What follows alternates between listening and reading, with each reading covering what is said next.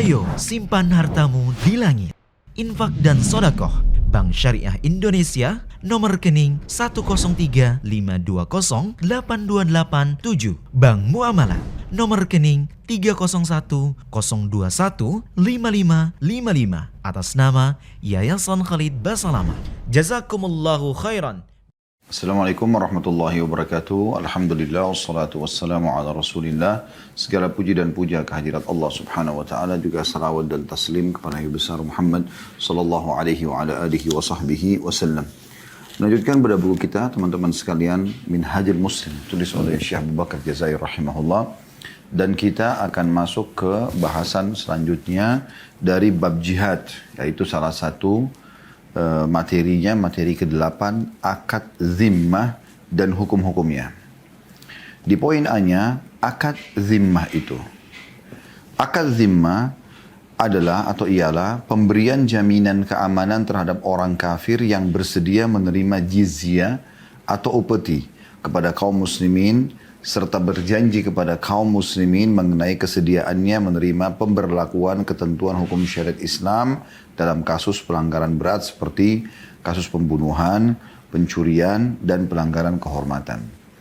Jadi kalau Anda tanya apa itu zimmah, ya, adalah orang-orang yang punya akad kesepakatan dengan kaum muslimin bahwasanya mereka membayar jizyah. Sudah pernah kita singgung di awal-awal bab jihad teman-teman sekalian, kalau kaum muslimin menawarkan kepada orang-orang non-muslim Islam. Kalau mereka nolak, maka ada pembayaran jizyah atau upeti, dan kalau mereka menolak, maka terjadi peperangan, gitu kan. Nah ini yang Nabi SAW selalu perintahkan pasukan beliau. Dan ahli zimmah ini adalah orang-orang yang takluk di tangan kaum muslimin. Mereka bersedia membayar upeti, dan juga selain membayar upeti kepada kaum muslimin yang akan ditentukan oleh pemimpin muslim di masa itu, juga mereka harus menerima peraturan Islam diterapkan di tempat mereka walaupun mereka bukan muslim. Ya, terutama dalam kasus-kasus yang besar seperti kasus pembunuhan. Ada kisos dalam Islam, ya. Ada dibalas juga, akan dihukum mati. Kemudian ada pencurian yang dipotong tangannya, dan juga pelanggaran-pelanggaran kehormatan, ya. Mungkin orang yang sengaja menyebarkan fitnah atau gosip, ya kalau kita sekarang, atau hoax, ya. Maka itu hukumnya menyebarkan kebohongan, dicambuk 80 derah, ya. Di poin B-nya, siapakah yang berhak melakukan akad zimmah? Adapun orang yang berhak mengadakan akad zimmah ialah pimpinan atau wakilnya, pimpinan negara kaum muslimin, ya. Sedang selain keduanya tidak berhak melakukannya. Berbeda dengan masalah pemberian perlindungan serta keamanan, maka setiap orang Islam, baik laki-laki maupun wanita, dapat memberikan perlindungan serta keamanan. Seperti kasus pada saat Ummu Hani binti Abi Thalib radhiyallahu anha, ini saudari kandungnya Ali bin Abi Thalib, telah melindungi seorang laki-laki dari kaum musyrikin ketika penaklukan kota Mekah. Kemudian ia menemui Rasulullah SAW dan menceritakan hal tersebut. Maka Rasulullah SAW bersabda, "Qad ajarna man ajarti wa ammanna man ammanti ya ummahani." Sungguh kami akan melindungi orang yang engkau lindungi, dan kami pun akan menjamin keamanan orang yang engkau jamin keamanannya, wahai Ummu Hani. Hadis ini diriwayatkan oleh Bukhari atau di nomor 2171. Saya jelaskan dulu sampai di sini teman-teman sekalian. Waktu pembebasan kota Mekah, Nabi SAW datang ke Mekah dengan membawa 10.000 pasukan, 10.000 personel pasukan. Dan pada saat itu kaum muslimin berhasil melakukan Mekah tanpa ada perlawanan, karena pasukan Islam datang tiba-tiba dan mengepung kota Mekah, gitu. Ini disebabkan tentu pada saat itu Nabi SAW tidak menawarkan lagi Islam ke mereka, tidak menawarkan lagi upeti. Padahal sebenarnya peraturan dasarnya dari jihad itu, kalau ingin menyerang satu wilayah maka ditawarkan dulu Islam. Kalau mereka nolak baru kemudian upeti, kalau mereka nolak baru kemudian diperangi atau terjadi peperangan. Tapi kasusnya ini berbeda. Orang-orang Mekah mereka berkhianat. Mereka tidak ada kesepakatan damai dengan kaum muslimin di kesepakatan Hudaybiyah. Dan itu kesepakatan mereka adalah mereka tidak berperang selama 10 tahun. Dan juga ada koalisi, ya, ada ada suku-suku yang bergabung, ada yang bergabung menjadi sekutunya kaum muslimin, ada yang menjadi sekutunya orang-orang Quraisy. Nah, pada saat itu suku yang partner dengan Quraisy sudah lama sekali berperang, itu suku Bakar melawan suku Khuza'ah, gitu kan. Dan pada saat terjadi perdamaian 10 tahun, maka mereka pun ikut peraturan itu, akad.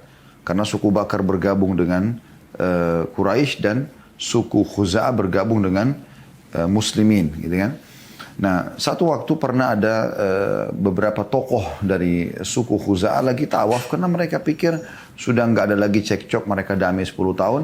Beberapa orang dari suku Bakar melihat itu kesempatan, mereka selama ini bertahun-tahun perang dan mereka dendam sekarang. Maka mereka pun akhirnya menyerang dan membunuh beberapa orang suku Khuza'ah dan didukung oleh orang-orang Quraisy. Maka terjadi pengkhianatan pada saat itu. Ini sudah panjang lebar saya jelaskan di kajian sirah. Anda bisa kembali untuk lebih jelasnya ya, tentang masalah pengkhianatan Quraisy terhadap akad ya, atau kesepakatan Hudaybiyah. Maka setelah itu Abu Sufyan coba datang ke Madinah melobi Nabi SAW, dan Nabi SAW mengatakan kami tidak pernah melanggar akad. Nah, kami pun tidak membatalkannya, tapi kecuali kalian melakukan hal-hal yang buruk. Dan pada saat itu Abu Sufyan dan teman-temannya Quraisy mengira Nabi SAW belum tahu informasi tentang pengkhianatan atau pembunuhan beberapa orang-orang dari suku Khuza'ah. Padahal pimpinan suku Khuza'ah dan beberapa tokohnya itu telah datang dan melapor kepada Nabi SAW. Maka beliau pun akhirnya membentuk pasukan. Dan tradisi Nabi SAW kalau membentuk pasukan, beliau tidak menjelaskan kepada seluruh prajurit akan menuju kemana. Ya, yang penting panglima-panglima perangnya sudah tahu kita akan menuju kemana. Jadi pada itu pasukan diarahkan ke arah suku Hawazim. Suku Hawazim ini tempat mereka di kota Taif, kurang lebih 70-80 kilo dari kota Mekah ya. Tempat Nabi SAW dulu dibesarkan, ya, Bani Sa'diyah di situ, ya, yang Halimah Sa'diyah di sekitar kota Taif. Intinya teman-teman sekalian, Nabi SAW mengarahkan pasukan ke sana karena memang kebetulan suku Hawazim sudah mengiklankan akan menyerang kota Madinah.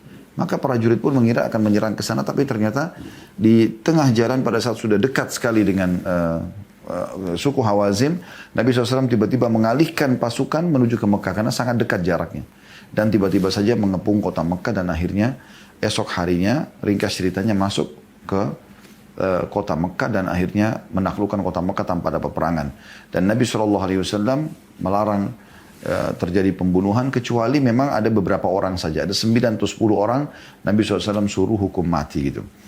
Nah, kecuali yang melawan ya. Kalau yang masuk ke rumahnya, masuk ke Masjid Haram, masuk ke rumahnya Abu Sufyan, pada saat itu 3 kondisi ini, maka dia, masyarakat Mekah itu yang masuk di 3 tempat ini, ke Masjidil Haram, atau dia tutup pintu rumahnya di rumahnya, dia tidak ikut-ikutan, atau dia masuk ke rumah Abu Sufyan, maka pada saat itu Abu Sufyan pimpinan Quraisy ya, maka pada saat itulah aman. Tapi kalau ditemukan di jalan, maka akan terjadi lepas dari mereka, jaminan mereka bisa tidak dibunuh gitu ya. Nah, ada satu orang sempat bertemu dengan Ali bin Abi Thalib dan dia berkeliaran di jalan serta menggunakan pedang. Maka diserang oleh Ali bin Abi Thalib, diserang sampai akhirnya terjadi duel dan akhirnya dia pun melarikan diri karena dia sudah merasa terpojok dan dia masuk ke rumah Ummu Hani. Ummu Hani kebetulan adalah saudari daripada Ali bin Abi Thalib radhiyallahu ajma'in. Maka dia mengatakan, "Wahai Ummu Hani, tolong lindungi saya." Nah, Ummu Hani itu sudah muslimah ya. Maka Ummu Hani mengatakan kepada Ali bin Abi Thalib, "Sudah, jangan ganggu dia karena saya sudah melindungi dia." Kata Ali bin Abi Thalib, "Kalau gitu kita tanya Nabi SAW, apakah perlindunganmu terhadap orang kafir ini bisa diterima atau tidak?" Ya, karena ini peraturan Nabi SAW tidak boleh berkeliaran di kota Mekah, tapi dia berkeliaran dan bahkan membawa pedang gitu, dan bahkan mengajak berperang, duel gitu kan. Maka mereka pergi rame-rame ke Nabi SAW, lalu ditanya, lalu Nabi SAW mengucapkan kata ini, bahwasanya kami telah melindungi siapa yang kau lindungi, dan kami telah memberikan keamanan bagi siapa yang kau berikan keamanan, wahai Ummu Hani. Berarti untuk memberikan perlindungan secara pribadi, maka itu dibolehkan untuk setiap muslim. Ya. Dan ini menandakan tingginya kedudukan setiap muslim. Bahkan wanita pun boleh memberikan perlindungan kepada individu daripada orang-orang kafir yang kemungkinan bisa kena hukuman gitu ya.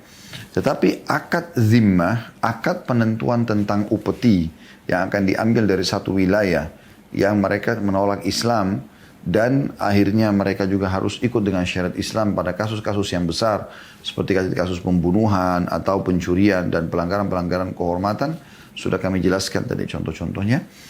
Maka ini harus pemimpin negara atau wakilnya ya. Di poin C-nya, membedakan ahlu zimmah atau dalam kurung orang kafir yang berada di bawah perlindungan kaum muslimin dengan kaum muslimin. Jadi kita harus ada perbedaan di situ ya. Supaya ketahuan, karena di satu wilayah nanti akan hidup orang Islam dan orang non-muslim. Wajib membedakan ahlu zimmah dari kaum muslimin di dalam berpakaian dan lainnya, supaya mereka dapat dikenali dan orang yang meninggal dari mereka tidak boleh dikuburkan di pekuburan orang-orang muslim. Tidak boleh berdiri memberi hormat terhadap mereka, tidak boleh memulai ucapan salam terhadap mereka, dan tidak boleh mendudukkan mereka di bagian depan dalam pertemuan. Berdasarkan sabda Nabi SAW, la tabda'ul yahuda wan nasara bis salam, fa idza laqitum ahadahum fit tariq fadtarruhu ila adiyaqi. Janganlah kalian memulai mengucapkan salam kepada kaum Yahudi dan Nasrani. Jika kamu bertemu dengan salah seorang dari mereka di jalan, maka buatlah mereka terpaksa mencari tempat yang lebih sempit atau mengalah gitu ya. Hadis ini riwayat Muslim nomor 2167, dan ini hadis diangkat oleh Syekh Abu Bakar Jazair rahimahullah dalam sikap terhadap orang-orang ahli zimmah ya. Di poin D-nya, hal-hal yang dilakukan oleh ahli zimmah atau hal-hal yang dilarang ya oleh ahli zimmah, mereka tidak boleh lakukan itu. Hal-hal yang dilarang dilakukan ahli zimmah di wilayah yang dikuasai oleh kaum muslimin, yang pertama membangun gereja atau menjualnya, atau merenovasi gereja yang sudah hancur. Berdasarkan sabda Nabi SAW, la tubnal kanisatu fil Islam wa la tujaddadu ma kharaba minha. Tidak boleh membangun gereja di negara Islam serta tidak boleh merenovasi gereja yang sudah hancur. Hadis ini diriwayatkan Ibnu Adi dalam Al-Kamil dan juga disebutkan dalam kitab Al-Mughni, dan serta juga penulis kitab Nailul Autar menjelaskan masalah ini. Riwayat ini menjelaskan, atau Syekh Abu Bakar Jazair mengangkat, kalau wilayah itu adalah wilayah Islam, murni menerapkan semua peraturan-peraturan Islam, maka anjurannya agar tempat-tempat ibadah mereka tidak dirusak, tapi juga tidak boleh mereka membangun yang baru, apalagi di komunitas Islam. Ya. Nah, ini Allahu alam untuk menjaga agar kaum muslimin juga tidak terganggu. Sebagaimana juga umat Islam tentunya, kondisi mereka umumnya tidak diizinkan untuk memiliki tempat ibadah di tempat mereka minoritas. Ya. Sangat jarang sekali mereka bisa memiliki tempat-tempat ibadah. Gitu. Tapi tempat-tempat ibadah yang sudah ada silahkan dipakai, tidak ada masalah. Yang kedua, meninggikan bangunan rumahnya melebihi bangunan rumah kaum muslimin. Ya.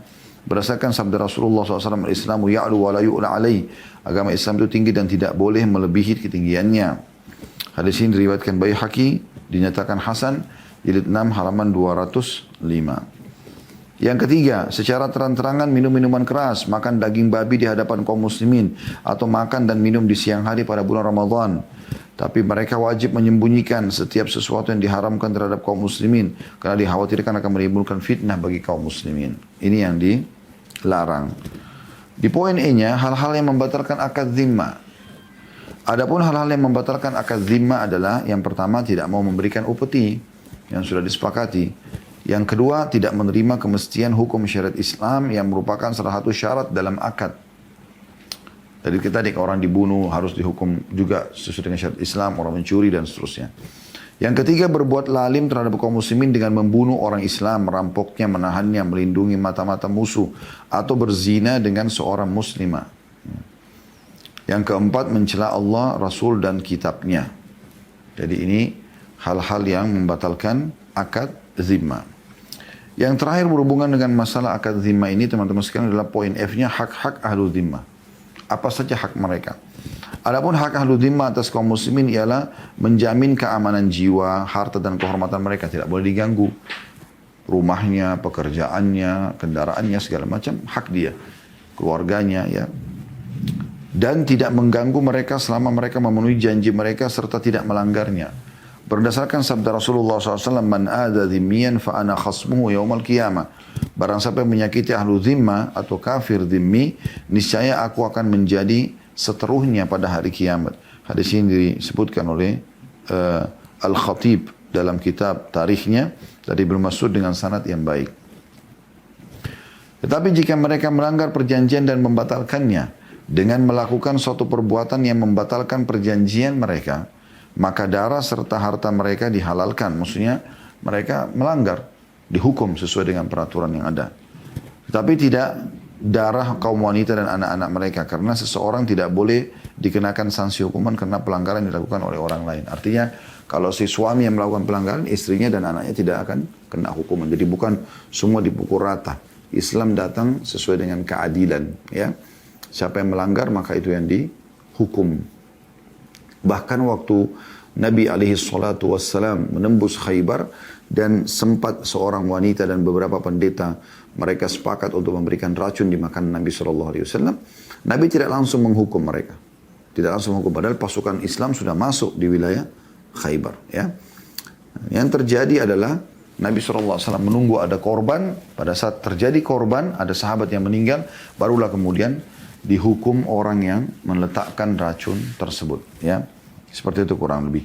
Jadi ini yang berhubungan dengan masalah zimmah, yang artinya bagaimana orang-orang kafir yang dibawa perdamaian dengan kaum muslimin, ya, kaum muslimin. Jadi mereka ada punya hukum-hukum tersendiri dalam masalah ini.